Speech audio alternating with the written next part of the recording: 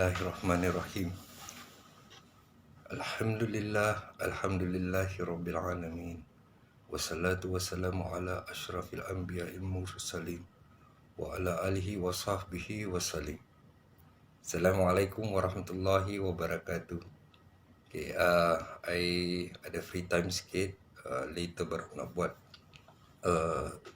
uruskan tentang shipping dan also hantar sampel dekat UK, dekat Egypt and Saudi.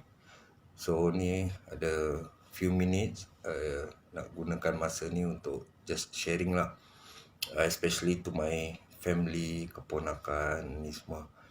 Okay, about Salafi recently baru-baru ni, tak terlalu baru, dalam 2-3 bulan kemarin sering lihat posting tentang Salafi. Kebanyakan orang-orang yang bermazhab mengikut Salafi ni they start to post, and ni bukan seuzon. Apa yang I try buat research, dapat tahu tentang orang-orang ni, kebanyakan daripada mereka yang baru mengenali Salafi, baru tahu apa tu Salafi, baru mungkin dalam 1-2 tahun atau kurang daripada 5 tahun lah. Kebanyakan yang kurang daripada 5 tahun ni, mereka memang betul, even me sendiri, I mengaku yang I ni Salafi, because I cuma ikut Salafi bermakna I ikut semua mazhab yang mana daripada tabi'in, daripada orang-orang terdahulu. Cuma kita harus tahu tentang kedudukan Salafi. Apa yang kebanyakan orang lakukan dalam Facebook ataupun mana-mana tempat like Instagram or anything, itu tidak menunjukkan bahawa mereka itu Salafi. Itu dah buat mereka jadi keliru siapa diri mereka sebenar. Kerana mereka mula posting hanya mencari teman-teman Salafi. Ada yang kata siapa yang mengikut Salafi boleh kawan dengan mereka. So itu bukan cara Salafi. Okay. Salafi dia berteman, dia bukan create perpecahan. Because bila kita buat sesuatu benda macam aku company ni, so kau company lain, kau jangan kawan dengan aku, jangan rapat dengan aku. So itu salah, itu membuatkan perpecahan. Jika seseorang tu yang mengikut mazhab Syafi'i, Hambali, Maliki atau apa pun, kita harus mendekati mereka dan cuba faham kenapa mereka ikut mazhab tu. Then after that, kita cuba beri penjelasan apa yang kita tahu ni, kita cuba jelaskan dengan mereka tentang Salafi. Kerana sebenarnya tidak ada perbezaan dalam Islam. Dan kerana orang-orang ni, bila dia buat menciptakan perpecahan ni, aku Salafi, kau bukan Salafi, jadi kau tahu, ini createkan perpecahan antara umat, which Rasulullah SAW telah told us yang Islam ni akan berpecah pada 73 section. Jadi adakah kita salah satu orang ni yang menciptakan perpecahan ini? So kita harus fikir, kalau kita betul-betul orang Salafi ni yang mengikut Salafi, kita bukan create perpecahan, kita malah kuatkan umat agar bersatu. Jadi jika yang bermazhab lain tu, kita bukan menghindarkan diri atau menjauhkan daripada mereka. Kita harus duduk berkomunikasi dan tanya pendapat mereka. Memang kita harus banyak bersabar, kerana ada di antara mereka yang sudah terbiasa dengan tradition. Dia dah tercampur aduk dengan tradisi dan agama. Contoh tahlilan dan sebagainya. Jadi kita tak boleh terus singkirkan mereka, terus tak boleh kafirkan mereka, kita tak boleh terus katakan mereka tu salah.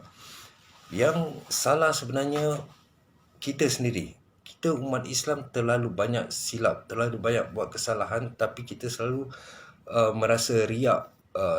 Kita rasa riak yang kita ni betul, orang lain salah. Dan itulah kesempatan orang-orang kafirun menjatuhkan Islam. Contoh seperti apa yang terjadi di France semua, kerana antara kita sendiri belum lagi bersatu. Jadi bila mereka tahu orang Islam ni tak bersatu, itulah kesempatan untuk mereka menghancurkan Islam. So bila kita kata kita beriman pada Allah, all the rukun iman pada Allah, pada malaikat, pada Al-Quran, pada semua nabi yang tertulis dalam Al-Quran yang kita tahu yang Allah kirimkan, beriman kepada kadar hari pembalasan ni semua. Tapi kita tahu tu semua tapi kita tidak lakukan.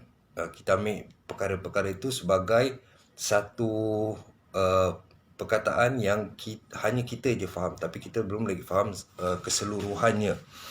Bila kita kata tentang iman, kuatkan iman kita, kita nak kena fikir tentang iman. Kita tak payah ambil jauh.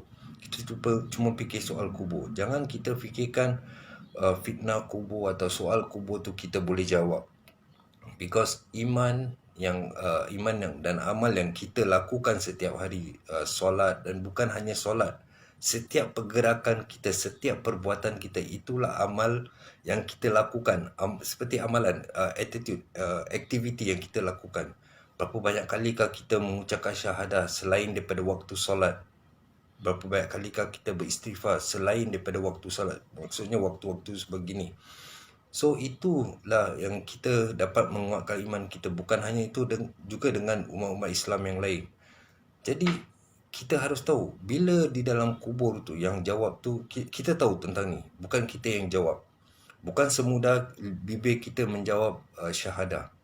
Kita boleh tahu melalui very simple test. Kita tutup mulut dan ucapkan syahadah, ataupun ucapkan kalimah Allah, panggil nama Allah dengan tidak menggerakkan lidah dan bibir. Bolehkah kita lakukan? Jadi kita harus fikir, bila kita mati, jasad kita ni dah tak ada guna lagi, bibir pun dah tak boleh bergerak. So bagaimana kita ingin menjawab soalan itu? So daripada situlah kita harus fikir. Yang menjawab tu bukan kita, tapi iman kita dan amal kita. Jadi untuk amal kita, kita harus tahu akhlak kita terhadap manusia, terhadap even haiwan-haiwan, tumbuh-tumbuhan. Kita mesti tahu kita tak boleh, walaupun dia tumbuhan, dia tak boleh bercakap, dia tak boleh bergerak, tapi dia bernyawa juga. Sama juga dengan haiwan-haiwan dan manusia. Walaupun orang kafir, kita harus menjaga akhlak. Dengan menjaga akhlak, even orang kafir akan hormat dan suka kita.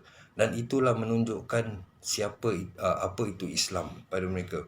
Dan ini kenapa saya nak share tentang ni, because I tengok ramai yang kata-kata tentang Salafi dan mulakan perpecahan. Mereka tidak sengaja untuk menciptakan perpecahan ini, tapi secara tidak langsung mereka cuba menyatakan untuk menciptakan perpecahan antara Salafi dan yang mazhab-mazhab yang lain.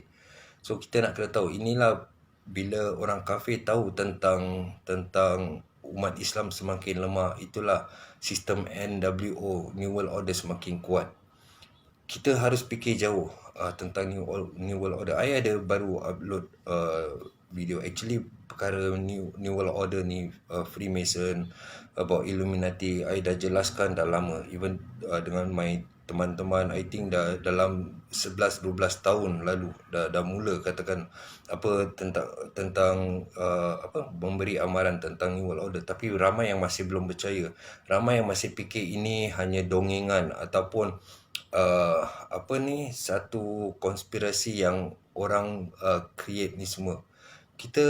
Sekarang kita dapat lihat semakin jelas, hari demi hari semakin jelas, tujuan mereka untuk menghancurkan umat Islam.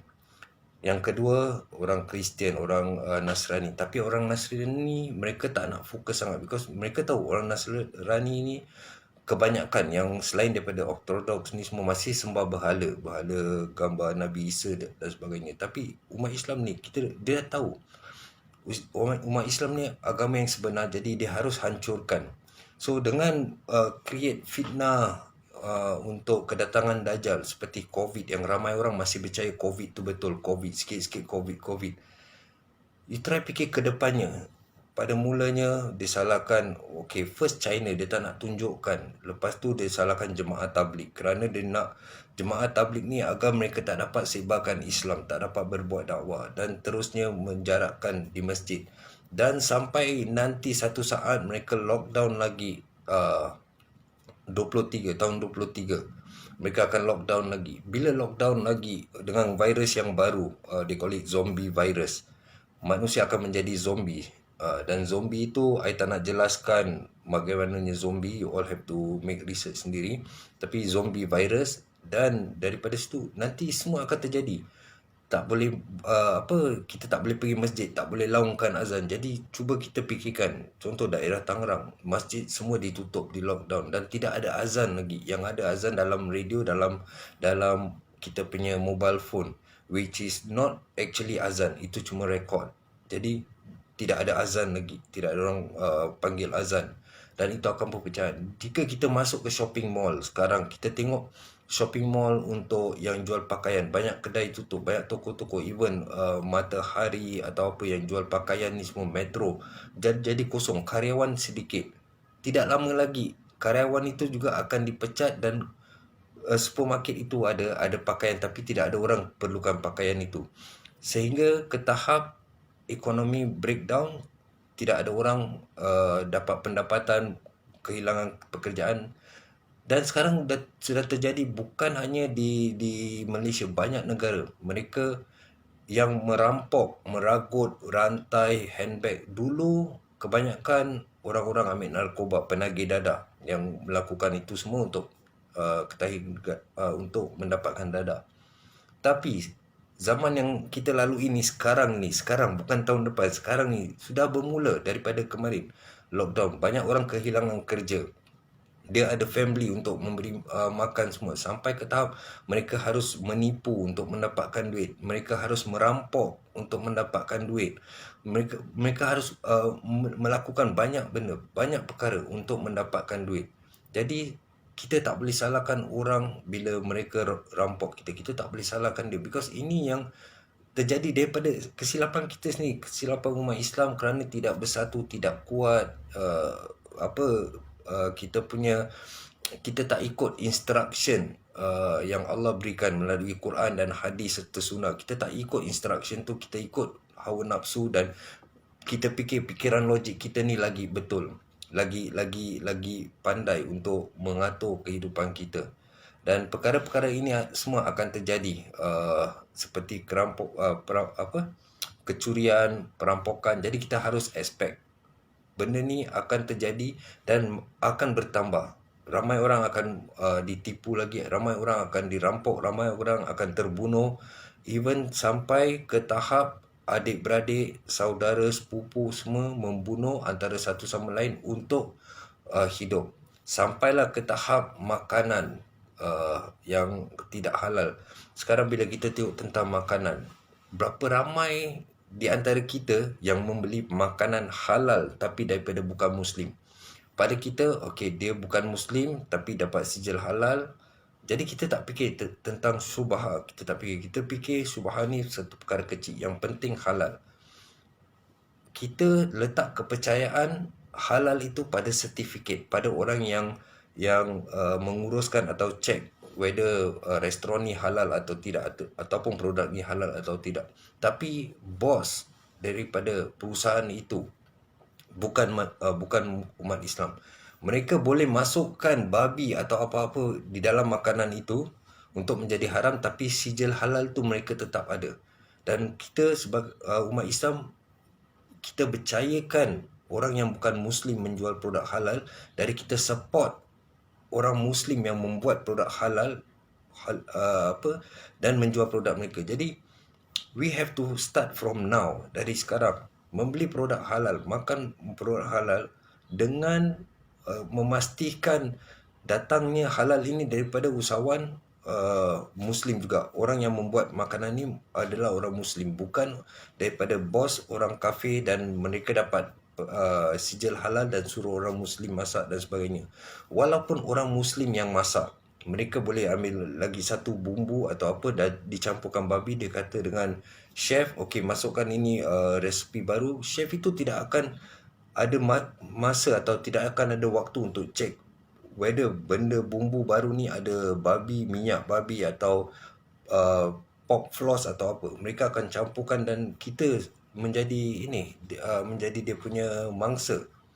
Jadi daripada sini kita harus tahu kekalkan halus apa bila kita nak makan ni, cari pula halalan thayyiban, make sure halal dan bersih daripada usahawan muslim, daripada produk muslim sendiri. So we have to take this very seriously because dunia ni tidak akan menjadi lebih baik.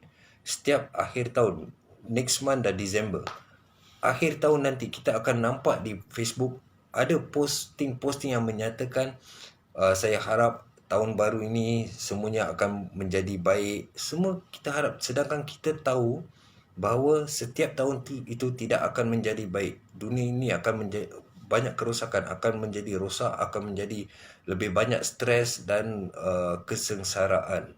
Jadi kita lupakanlah soal itu. Memang kita nak terbaik, tapi kita lupakan apa yang kita harus lakukan. Kita harus bermula daripada sekarang. Ikut instruction yang Allah beri pada kita melalui Al-Quran dan juga cara-cara kehidupan melalui sunnah-sunnah Rasulullah sallallahu alaihi wasallam. Jika kita ingin hidup sihat dan hidup kuat dan dapat protect diri kita dan keluarga kita daripada fitnah Dajjal.